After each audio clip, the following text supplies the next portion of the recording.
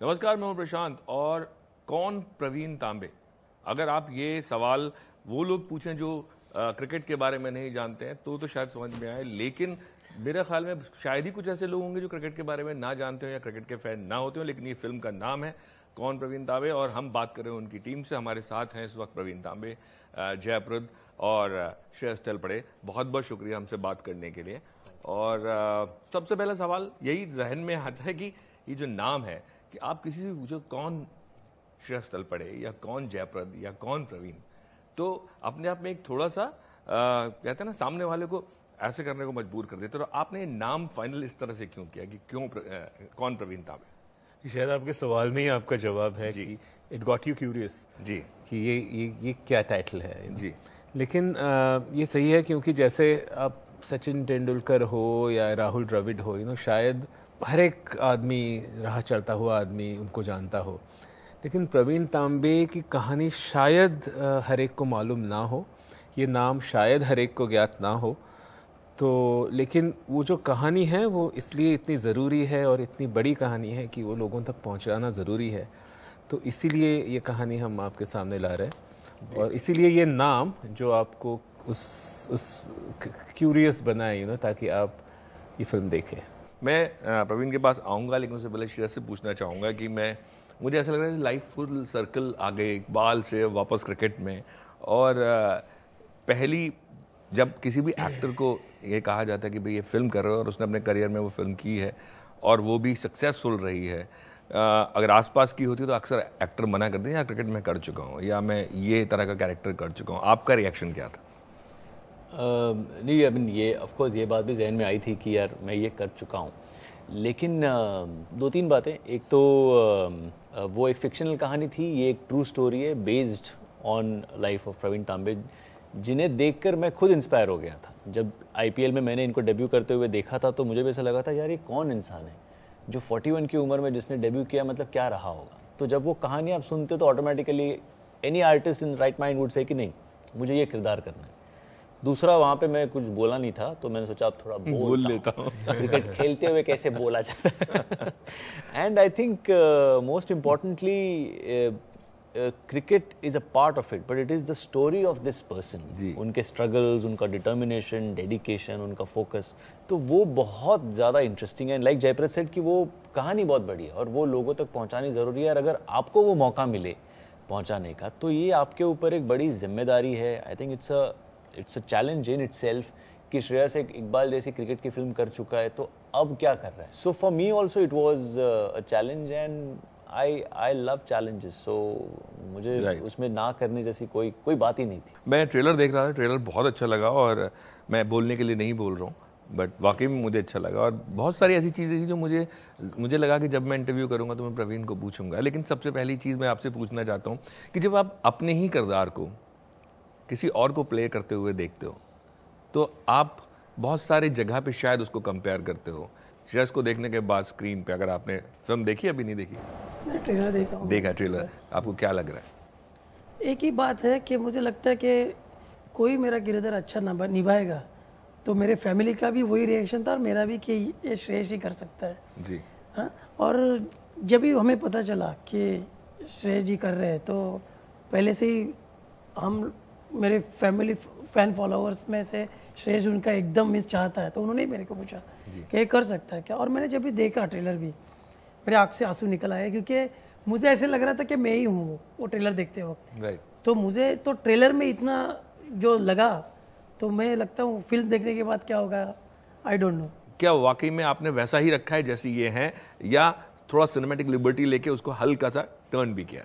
नहीं, बिल्कुल वैसा ही रखा है कि मैंने जैसे कहा दो चीज़ है। एक तो एक जो बच्चे जैसा इनोसेंस है प्रवीण जी का, तो वो ही जो इनोसेंस है वो उनको उस स्ट्रगल के दौरान जो ऑब्स्टेकल्स आई उससे भिड़ने के दौरान वो एक इनोसेंस बरकरार रहा, कभी बिटरनेस नहीं आई लाइफ के बारे में, कभी कड़वाहट नहीं आई, क्योंकि एक बच्चे जैसा इनोसेंस उनमें था हमेशा से। तो वो पकड़ना बहुत ज़रूरी था। वो स्पिरिट है प्रवीण तांबे का, वो किस तरह से चल लेते हैं या फिजिकली प्रोस्थेटिक्स करके उनके फेस को मैप करना ये छोटी बात है, उस स्पिरिट को पकड़ना ये बड़ी बात है। और हमने ये कोशिश की कि हम बड़ी बात पकड़े। जी श्योर्स, जो एज फैक्टर है क्रिकेट में, और जब आप ये किरदार निभा रहे थे तो एज फैक्टर आपको समझ में आ रहा था कि जब आप 17 साल पहले खेल रहे थे और जब आज खेल रहे हैं? बिल्कुल बिल्कुल नहीं, वो तो मतलब क्या बोलते हैं, जैसे हर कदम पे वो महसूस हो रहा था, you know, because of course we do our workouts, हम लोग अपना जो भी है ट्रेनिंग वेनिंग करते हैं, लेकिन when it comes to playing a particular sport, और जब आप शूट करते हैं तो ऑब्वियसली आप ज़्यादा ही करते हैं, लगातार आप एक चीज़ बार बार करते रहते। जैसे फॉर एग्जांपल जब मैं बॉलिंग करता था तो हमारे बाकी के भी सारे जो यार दोस्त तब थे क्रिकेटर्स, तो जयप्रद कहता था हाँ अभी श्रेयस बॉलिंग करेगा, तो सारे कहते थे हाँ इस ब्रह्मांड का अब इकलौता बॉलर, अब वही बॉलिंग करता रहेगा, अब से शुरू करेगा दिन के अंत तक अब यही करता रहेगा। तो जयप्रद लगा रहता था, and to physically match that is difficult. कहीं ना कहीं आपको महसूस होता था कि यार अगर 20 साल की उम्र में करना और 47 की उम्र में करना, इसमें फ़र्क है। But at the same time आप जब करते हो तो आप आप किसकी कहानी कर रहे हो, ओके वो इंसान कौन सी उम्र में उसने शुरू किया है और वो अभी तक लगा हुआ है और वो कर रहा है। जब आप ये सोचते हो ना तो ऑटोमेटिक आपको एक एनर्जी आती है कि अगर वो इस उम्र में कर सकता है, वो ये नहीं सोचता कि वो कहता है कि age is just a number, कि मैं फील्ड पे हूँ तो मुझे तो सिर्फ 40-45 दिन इसको जीना है ना, तो मैं क्यों नहीं कर सकता। And then you get up again and you start doing it, but it is difficult. जैसे मुझे आई रिमेंबर जब हम ओम शांति ओम की शूटिंग शुरू करने वाले थे तो उसके पहले शाहरुख चक दे की शूटिंग करके आया था, और मैंने पूछा था कि यार कैसा रहा चक दे, तो उसने कहा बहुत इंटरेस्टिंग है यार, होता क्या है आपका दिमाग कहता है कि मुझे हॉकी स्टिक लेके बॉल के पीछे दौड़ना है, पर आपके कदम कहते हैं बेटा उम्र हो गई राइट नहीं दौड़ पाएगा। तो वो चीज़ें हैं, but I think if you are doing something that you love, then age really doesn't matter, is what I have really learned from this guy.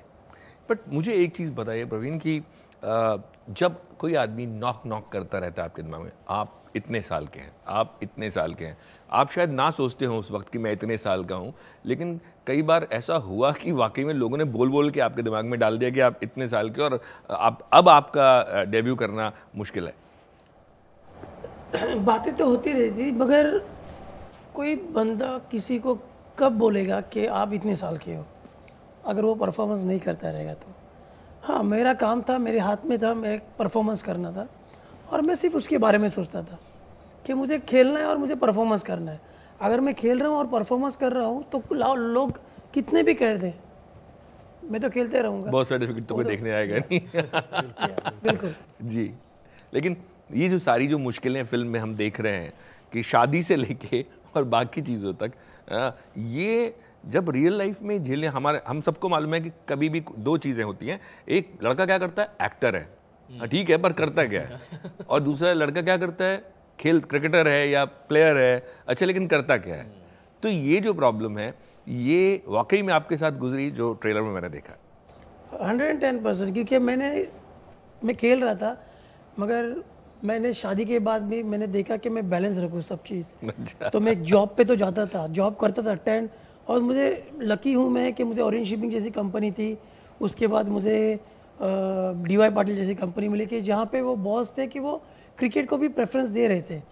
तो ऐसे नहीं था, तो मैं 10 से 3 बजे तक काम करता था, और 3 के बाद जो 1.5-2 घंटा हमको प्रैक्टिस मिलती थी वो करता था। तो मुझे जो भी टाइम मिलता था जॉब के बाद वो मैं फैमिली की तरह इतना नहीं देने को मिलता था, क्योंकि क्रिकेट ही खेलता था मैं, वो क्रिकेट में ज़्यादा गया था। तो उसकी वजह से थोड़ा जो भी आप फिल्म में देखोगे वही देखने मिलेगा आपको। अगर पैरेलल ड्रॉ करना हो एक स्पोर्ट्समैन की लाइफ और फिल्म की लाइफ, आप दोनों से भी सवाल है, एक्टर डायरेक्टर, मेरे ख्याल में बहुत सारी चीज़ें ऐसी ही होती हैं। मेरी भी शादी तय हो रही थी तब ये सवाल तो था ही कि दीप्ति की मौसियाँ वगैरह जो थी उन्होंने पूछा था कि नहीं वो ठीक है एक्टर वगैरह है, लेकिन बाकी सिक्योरिटी क्या है, जैसा एक टिपिकल हमारे मिडिल क्लास घरों में रहता है ना कि जॉब है क्या, सिक्योर्ड है क्या, तो वैसा तो कुछ था नहीं ना। तो क्या करेगा, मतलब तू क्या करेगी, तो तुझे काम करना पड़ेगा, तो ये सारे ख्याल आते हैं दिमाग में। वो तो भगवान का शुक्र है कि इकबाल जैसी फिल्म इमीडिएटली हो गई और चल गई, पर अदरवाइज तो ये जैसे स्पोर्ट्समैन हो तो भरोसा, पहले थोड़ा बहुत ये होता था कि भरोसा नहीं, अभी फिर भी चीज़ें थोड़ी बदल गई है,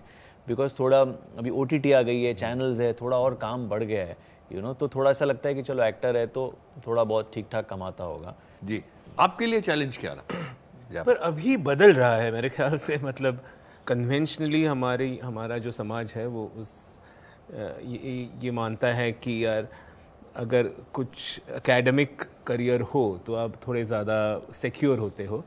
पर आपको यकीन नहीं होगा, मैं कंप्यूटर इंजीनियरिंग कर रहा था तभी मैं भी सिविल इंजीनियर हूँ। हाँ, तो मैं असिस्टेंट डायरेक्टर था, मैं काम कर रहा था। मैं जब फाइनल ईयर में हमारा प्लेसमेंट होता था कॉलेज में, तो मेरा कहीं प्लेसमेंट हो चुका था और मैं एक फिल्म के मतलब एज एन एडी मुझे एक स्केड्यूल पे जाना था और मैं चला गया। मेरे घर पे उन्हें ये लग रहा था कि मैं इंडक्शन के लिए उस कंपनी में गया हूँ। 1 महीने तक उनको ये पता नहीं था कि मैं एक्चुअली फिल्म के शूट पे गया हूँ। जी। जब मैं वापस आया तब उनको पता चला कि यार ये गया ही नहीं है तो फिल्म के लेकिन तब उनको ये पता चला अभी नहीं रुकेगा, अब तो ये हाथ से निकल गया। फिर उसके बाद उन्होंने रोका नहीं। नहीं, बट ये लाइन दोनों ही ऐसी है कि एक तो चस्का नाम का और फेम का, सब जितनी भी चीज़ें हैं।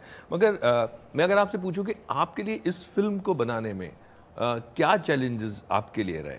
जो बनाने की कठिनाइयां हैं in terms of the getting the sport right, कि ये सही दिखना चाहिए, ये जो लोग हैं, जो क्रिकेटर्स है, जो क्रिकेट है, या जो माहौल है, जिस माहौल में वो बड़ा हुआ, जहाँ उसने काम किया वगैरह, वो रियलिस्टिकली डिपिक्ट होना चाहिए। ये फिल्मी है, ऐसे कहीं लगना नहीं चाहिए। तो ये जिम्मेदारी बहुत बड़ी थी। और जैसे श्रेयस ने कहा कि एक फिजिकल स्पोर्ट है, कि आपको अगर एक टेक 10 बार करना है तो वो आपको 10 बार उसको फिर से करना पड़ेगा। और उसमें एक्टर की एनर्जी लगती है, पूरे क्रू की एनर्जी, 100 लोग उसमें एक तरह से सबकी एनर्जी लगती है।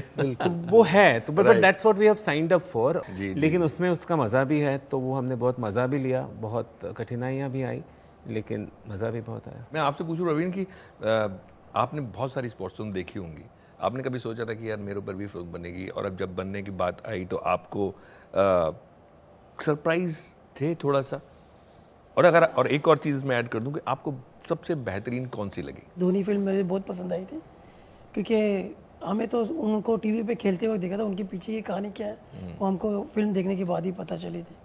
तो ऑब्वियसली वो एक फिल्म थी जो मेरे दिल में थी कि यार नहीं, क्रिकेटर की लाइफ ऐसे भी होती है। बट जब मुझे पता चला कि मेरे पे बन रही है तो यस, बहुत खुश था मैं इस बात पे कि यार मैंने जो सब लोग बोल रहे कि यार 41 में खेल रहे, 41 एज बोल रहे थे मेरे, तो अभी उनको पता चलेगा कि 41 में खेला मगर मैं किस तरह खेला वो पता चलेगा लोगों को। प्लस सिर्फ स्पोर्ट्समैन को नहीं पता चलेगा ये बात हर एक आदमी को पता चलेगा जो आप अपने फील्ड में है, काम पे। सबके लिए ये फिल्म एक मुझे लगती है कि वो प्रेरणा देगी कि नहीं, नेवर गिव अप करके कुछ भी है, हम लोग जिस चीज़ को चाहते हैं करना, अगर उसको हम लोग मतलब दिल से करेंगे तो कभी ना कभी आपको ये दिलासा देके जाएगी। तो मुझे लगता है कि ये फिल्म जब भी बनी मेरे पे तो मुझे एक ही बात है कि यार ये फिल्म से इंस्पायर होने दो लोगों को। राइट। श्रेयस, जाते जाते आखिरी सवाल मैं आपसे पूछूंगा कि at this stage of career and उम्र के इस पड़ाव पे कितना इम्पोर्टेंस रखती है ये फिल्म? बहुत बहुत ज़्यादा। मतलब मेरे लाइफ में, मेरे करियर में इस वक्त ऐसी फिल्म आना बेहद ज़रूरी भी था और मुझे बहुत दिलासा, कॉन्फिडेंस, इंस्पायर करने वाली ये एक फिल्म है as an actor. Apart from that I think जो कहानी है कि 41 की उम्र में उन्होंने IPL क्रिकेट जैसे स्पोर्ट में डेब्यू किया, ये अपने आप में आपको एक मैसेज दे के जाती है ना कि भाई what are you crying about, तुझे क्या लगता है, तू कौन सा अभी अपनी उम्र तू कर रहा है, क्या उम्र हो गई तेरी, तू अगर चाहे तो क्या नहीं कर सकता। अगर प्रवीण तांबे कर सकता है तो श्रेयस भी कर सकता है। Great. So all the best आपकी फिल्म के लिए। बहुत बहुत शुक्रिया बात करने के लिए। Thank you.